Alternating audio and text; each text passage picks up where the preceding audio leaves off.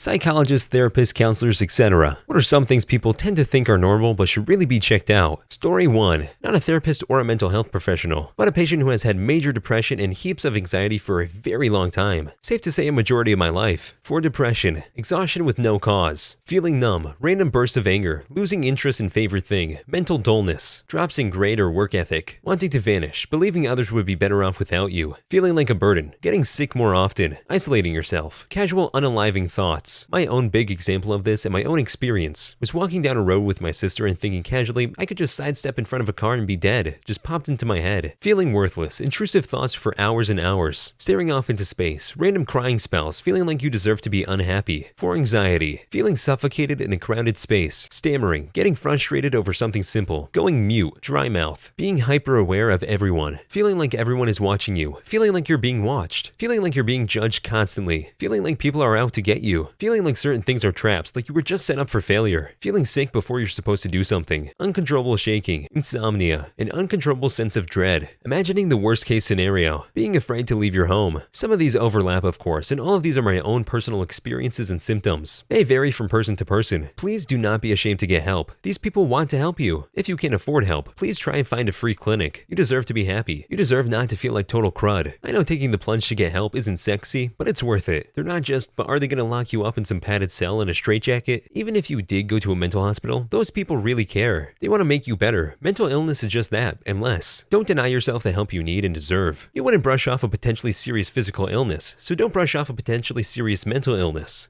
Story 2. A good rule of thumb as to whether a behavior or symptom should be checked out is the same we use to determine a diagnosable disorder. If it causes impairment in one or more areas of life, the range of what is normal is huge, but if something keeps you from going to school or work, keeps you from maintaining basic hygiene, from maintaining your friendships or familiar relationships, romantic relationships, it's causing impairment and you should seek help. Edits. Wanted to clarify a few things. 1. This is not an exhaustive criteria for diagnosable mental illness. There are many criteria we consider in diagnosing, but the one criteria that is present for all is that it must cause impairment. 2. Enjoyment is also an important aspect of functioning. If you're getting by in life but you're miserable, get help. You don't have to live like that. 3. Serial killers and sociopaths represent a very small percentage of the population and rarely seek help willingly. This was not directed at them. 4. The areas of functioning one listed are general examples pulled from the Western culture where I live and was trained. Different cultures have different values and the norms of your culture should be taken into account. 5. If you are bothered by your level of functioning in these areas relative to the cultural expectations, good for you. Most people considering this advice likely have a sense that something is not where they want it to be in their life, and are looking for confirmation that it's bad enough to seek help. If you're not concerned, my advice is not directed at you. 6. No one is saying that being content with having no interpersonal connections is inherently pathological. Also, thanks for the awards and for all the responses. I really enjoyed reading and responding.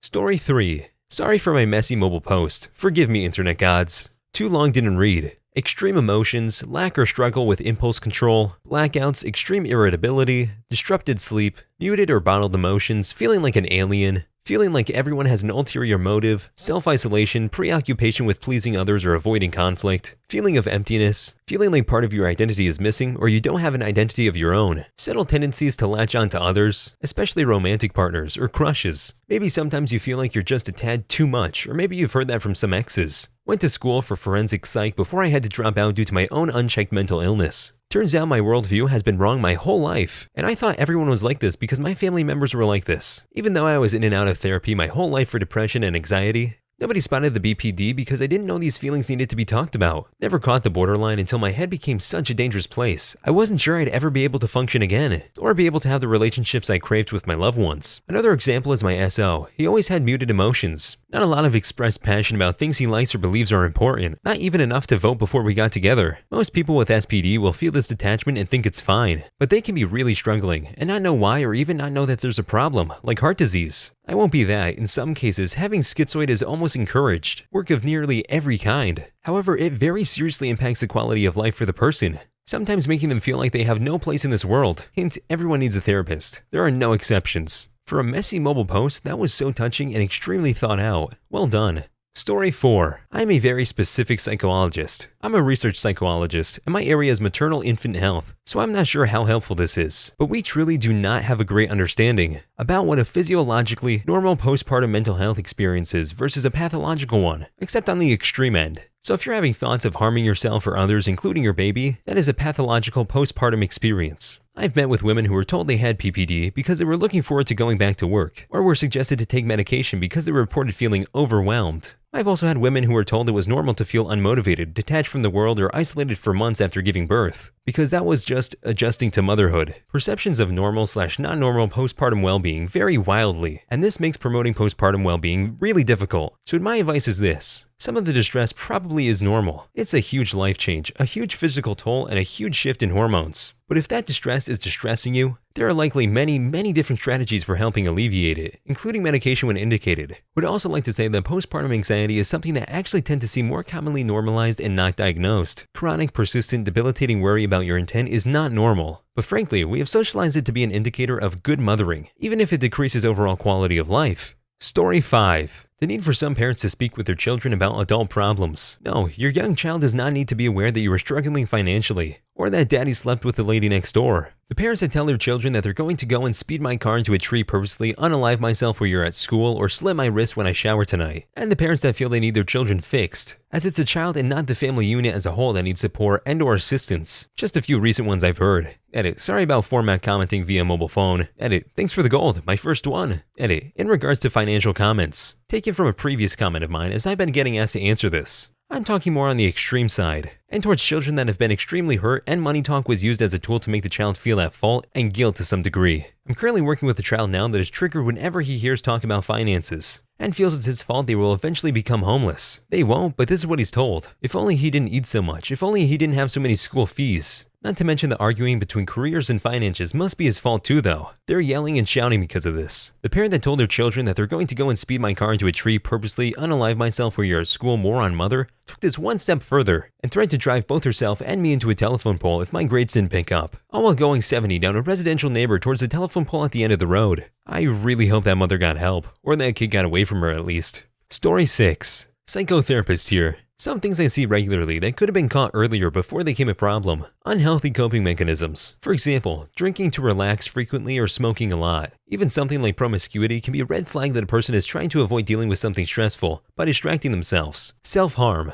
Hitting yourself, banging your head on things, burning yourself on purpose, cutting yourself, etc. All of those things indicate that it's time to talk with a professional. Normal child-teen behaviors that are not actually normal, like running away or getting into fights. Not communicating. When this happens, something is usually wrong. Not always, as some folks are quieter than others, but if a child, teen, adult rarely speaks, or if they're silent in the presence of their parent or significant other, it's time to get them to see a professional alone, to have their safety assessed. I've seen individuals who are literally shut down due to having been profoundly abused by the people they live with, and one of the main signs of that is silence. I've also seen people in perfectly good homes who cannot communicate due to extreme anxiety, and without professional help, it's hard for them to overcome this. Mood swings. When a person's mood changes from one extreme to another fairly often or regularly, that is another concerning symptom. Sometimes they're considered eccentric or hormonal, but that sort of thing can be a sign of many problems from bipolar disorder to post-traumatic stress disorder. My parents always made me follow a sort of social code, to a point I just didn't say anything anymore near them in fear of offending them. That's terrible, shame on them. I hope you were able to get the help you need after that.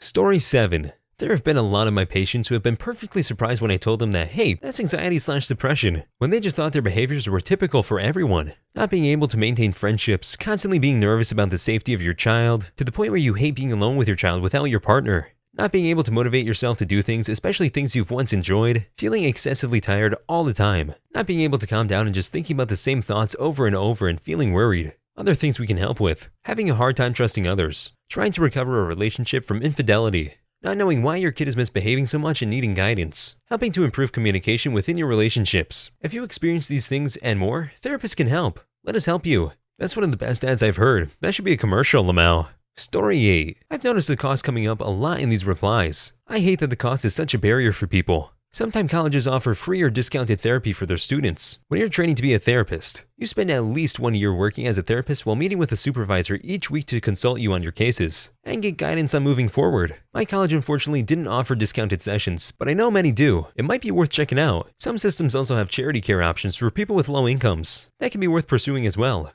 To find a therapist, if you're in the United States, you can call your insurance company and get a list of places that take your insurance. That's a good place to start. Story 9. Perfectionism. While a spectrum and everyone wants to do good work, an obsession with perfection is not something to be proud of, and definitely not healthy. Healthy work ethic is doing your best and then letting go, as in recognizing no matter how much effort you put in, the result is to some extent out of your control, and that's okay. The intent and effort counts more than the end result. If you get obsessed with the end result only, you will hurt yourself because you will never have full control over your end result. But you do have full control over the intensity and dedication you put in, even if that doesn't translate well. It's a fact of life. Sometimes things don't work out, so people who never, and I mean never, have anything less than flawless work all the time are paying for it somehow. Burnout or mental stress or overtime or medication/drugs to keep going, etc. It's pathological to want or to think you can realistically have such control that your work is flawless all the time. That's something I've struggled with for a while. I hope anyone else going through it realizes it's not worth stressing about. Story 10. Trauma reactions are very normal for the situation, but are not healthy or easy to deal with without help. Our bodies and brains hoard survival responses, so I see a lot of people struggling with unhealthy coping skills, or habits that at one point kept them safe and helped them survive. This can range from large mood swings, emotional or physical disassociation, difficulty connecting with one's physical or emotional being, and difficulty identifying triggers. I get a lot of childhood abuse survivors who have had issues in therapy before. Due to this, if your therapist goes in assuming you are able to connect with and name feelings, identify what is weighing on you, etc., they won't be very helpful. Also, my normal therapy PSA is whenever possible, please don't wait. There is no such thing as an issue too small for therapy, but waiting can cause something to morph into a way bigger issue. I know for a variety of reasons that it isn't always feasible, but if you can, please do. Story 11. Hi, I'm a kid who fell through the cracks. Got diagnosed with dyscalculia when I was a sophomore in high school. Throughout the years, my parents would tell counselors, psychologists, etc. that something wasn't right, and it was more than me being bad at math. It took a really cool teacher I had pushing and advocating for me to get into official diagnosis before anyone did anything. I understand fully that sometimes parents can be a pain in the butt, but please, please, please, if a kid is 15, 16 years old and is stuck at a 5th grade math level, look into it. Wow, I have never heard of this, but it really makes so much sense for me. I've always said feel like I have a math-specific learning disability. People laugh when say that. Now I know it's a real thing. Thanks for posting this. Story 12. For me though, it took me getting arrested for having one of my, at the time, many schizophrenic episodes in a safe way, to me actually admit that I have a problem. And that was the day I got diagnosed as a paranoid schizophrenic. Now I have a medicine that actually works without too bad of a side effect. Aripiprazole. I just have to get up really slow after I have been sitting down for more than 10 minutes, otherwise pass out. And when I have a relapse, which is rare, find it very hard to take it again, as the whispers tell me not to until I'm forced to take it, and I mean with aggressive physical force. But it is a very scary thing to not be able to trust your own mind. Try the injectable ability so you don't have to take a pill every day. Story 13. New nurse here. Did my rotation for mental health, and one patient in particular took quite an interest in me. He was very polite and very kind. He was chatting up a storm, answering everyone's questions and repeatedly asked my name. Later we got to look at patients' files, and I got his. He had a psychotic break and started hearing God. She told him her name was Courtney, and that she had chosen him and he was to find her and marry her. Guess what my first name is? Courtney. They ended up moving me to another part of the hospital after that because he was quite interested. Can confirm I am definitely not God. Way too much responsibility. What if God was one of us, just a slob like one of us? Story 14. Yeah, please help me understand myself. I tend to change my preference and philosophy almost every day. Is something wrong with that? I don't believe there's an underlying mental illness for that. It just means that you're unsure about yourself and aren't able to form an opinion all by yourself, especially if you're young. Your preferences and philosophy is affected by loads of influences that either validate or oppose them. That's perfectly normal. I also experience that, and I'm pretty sure we're not alone on that. Story 15. That's a lot of things really. Even the most insane things can be normalized. In the extremes, I know a patient whose father would occasionally beat her up, sometimes while she was showering because she hadn't done a house chore, and she considered that normal. Reminds me of a friend who was beaten by her father. He would hit her a lot. And when we had a conversation about it, she was stunned that her parents never beaten us. Her mother had told her it was normal. It was really sad, and her parents were complaining she would stay a lot at her friend's house, but I mean, it's really normal that she'll stay far away from them. Oh my god, I hope she stayed far away from them for a good long while. Story 16. Is talking to yourself normal? And if so, to what extent is it not? I talk to myself a lot. Like a lot. About everything and anything. I'm an only child and didn't grow up with friends. Didn't have any till 5th grade. So I just kinda got used to it. This is a calming, self-soothing technique, and it's normal for many people. Not a psychologist, but mostly if it's affecting your life and ability to function, you may still want to seek help. Otherwise, you're okay. This one had me worried until the end. I also talk to myself a lot. Story 17. Coping with stress in relationships by walking away from conversations, saying you've had enough or going silent. Coping with feelings of insecurity and anxiety by lashing out at your partner. Example, asking a bunch of questions about one of their acquaintances instead of saying, I feel insecure for these reasons. Please talk it through with me. Been a couples therapist for 10 years. Now clinical director of a private practice. So many more, but those are the two most prevalent in couples work. Story 18. Most people are fricked, or think they are, due to an overload of comparing themselves to others. This has always existed, but because of social media, it follows us all day, every day. I'm not a psychologist, but this makes the most sense to me. I've never seen so many people feel so lost in life before, and this only has happened in the last 5 or 6 years as social media sites like Facebook and Instagram blew up in popularity. Tell me I'm wrong, because I seriously think this is one of the biggest reasons. Story 19. Rage and anger outbursts. I'm shocked by how much bad behavior during an adult tantrum is written off with little or no concern. Oh, that's just how he gets when he's mad. He'll calm down. No. Adults should be able to regulate their anger and handle it appropriately. Everyone gets mad. That is totally normal. But we shouldn't find ourselves escalating so easily and responding in ways we later regret. Story 20. Speaking as a patient here. This may seem obvious to some, but if you genuinely think that you or others would be better off with you dead, seek help. That's something to take seriously. If you find yourself making plans or fantasizing about, even more so. I was so shocked to realize later on that my repeated suicidal ideation never tipped me off that something was seriously wrong. Story 21. Exhaustion. If you are too tired to get out of bed, or if you literally can't function during the day, even though you may not be consciously aware you are having emotional difficulties yet, your body is shutting down and making you pay attention to it. The same goes for aches, pains, recurring flus, etc. Get it checked. Story 22. I'd like to point out that there are tons of things that are normal but are not healthy or ideal. Normal is just what the statistical majority are doing, not what would be best for them. I think the main question should be, what impact is having on my life and relationships, rather than wondering how it compares to the average person's experiences or behaviors. Story 23. Being bullied. Amazing the number of people who are afraid to come to work in the morning because of the actions of their coworkers, and that the salary is good. They put up with it for years. I was the mentor for a department of 20 or so staff, all women. They tortured one poor lassie. It affected her health, spicy life, everything. I think the bullies also have some mental problems too if they're still acting like school kids bullying a coworker. Story 24. I'm pretty sure having feelings that change from ecstatic to near suicidal over the course of mere hours almost every day is pretty bad. I thought my dad was bipolar for ages because literally anything negative in his eyes could tip him over into an extreme tantrum/upset and ruin his mood like a switch. Until someone on YouTube listed out the symptoms of depression. Turns out he has textbook depression. YouTube coming in clutch yet again.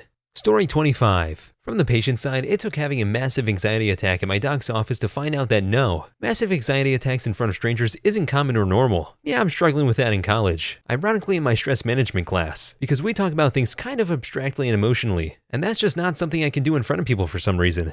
Story 26. I've seen a lot of people dismiss their depression/other mental illnesses because it's not that bad, or other people have it worse, or I can/should be able to handle it on my own. You shouldn't have to suffer through mental illness even if you technically can. You deserve to be happy, and therapists and psychiatrists are there to help you learn how to help yourself. It's not a weakness to find someone who can assist you and figure out coping skills, or prescribe you medications to help fine-tune your brain's neurotransmitters. It's just hella expensive. Story 27. Research psychologists checking in. If your toddler is doing socially unusual behaviors such as not responding to name, not responding to a social smile, not pointing/using gestures, using your hands/arms as if they were a tool or extension of their body, engaging in repetitive behaviors, not responding to your use of gaze, to direct their attention to distal objects, check with the pediatrician about getting assessed with the autism spectrum disorder. Story 28. Self-sabotaging behavior can ruin your life quickly. If you have an effect in your life that has affected you negatively, and you seem to find yourself exhibiting irrational or incongruent behaviors, see a counselor. You don't have to have any certain pathology to seek mental wellness counseling. Story 29. Therapist here. If you grew up with or currently are part of a family where your whole family has to work to keep one or more members of the family in a good mood or appeased, that's not healthy. People are in charge of their own feelings. It's not your job to appease others so they can emotionally regulate themselves. Sadly, a lot of people need to hear this one. Story 30. Disassociating with friends. Current friend of mine is having real struggles emotionally and mentally. We're still talking, but he's been distancing himself from other people. We reach breakthroughs every now and then, but it's been difficult. Story 31. The attitudes of their parents. No, really, there are a lot of bad things that current parents do that are just seen as normal, when they're not, and they have long-lasting psychological effects from emotional damage. I'm still realizing how abusive my parents actually were years after moving out. Story 32. Shadow people. One question we asked was if they ever saw, heard, or smelled anything others didn't. This came out more often than you think. What is a shadow person? That is one of the scariest combinations of two words I can imagine. Story 33. Thinking that 5 hours of sleep per night is okay. Rapid weight gain or loss with no obvious medical cause. Relationship problems, don't get me frickin' started. Frick, if I go to sleep right now, I'll get 5 hours. Story 34. People normalize abusive behaviors by loved ones all the time. Being able to identify your own personal boundaries and then enforce them with others for your own well-being is unfortunately not innate. Story 35. Getting stressed every day. You'd be surprised how many people just say, "No, it's okay, my job is just stressful," or other similar excuses. So many health issues arise from stress or prolonged unmotivation, not wanting to do things. Having both at the same time is fun, let me tell ya. Story 36. Not a psychologist, therapist, or counselor, but this is something I wish people pay more attention to. Going from straight A's to C's and D's. Speaking of grades, having good grades everywhere except 1 or 2 subjects, especially if those subjects are English or math. Story 37. Dismissing your own feelings, your own thoughts, and your own internal voice saying something isn't right, because others around the world have it worse. Devaluing your thoughts and emotions is a quick path down to making them louder and more painful. Story 38. Emotional regulation. I see typical kids that just can't handle anything. It's terrifying. They're going to have a very difficult journey ahead unless they seek help. Story 39. LP, thank you. What a great post. You've got a lot of people talking, which further normalizes talking about and acting on mental well-being. I agree. What a great post.